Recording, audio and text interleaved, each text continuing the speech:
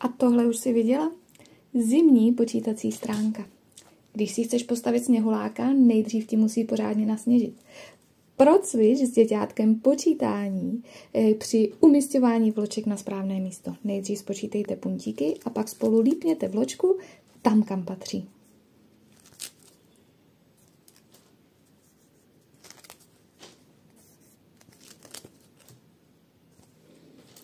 No a když pořádně nasněží, sněhulák se vyloupne. No aby mu nebyla zima, má tady připravené klobouky a šály. No a jak ho obléknete, to záleží čistě na vás. Bude klobouk ladit se šálou, nebo to uděláte na střídačku. No a až si dohrajete, tak svou knížku krásně na magnet zavřete. Už se vidíš, jak ji šiješ a jak si s dítkem hrajete? Super, mrkni na www.petbe.cz, kde najdeš návod.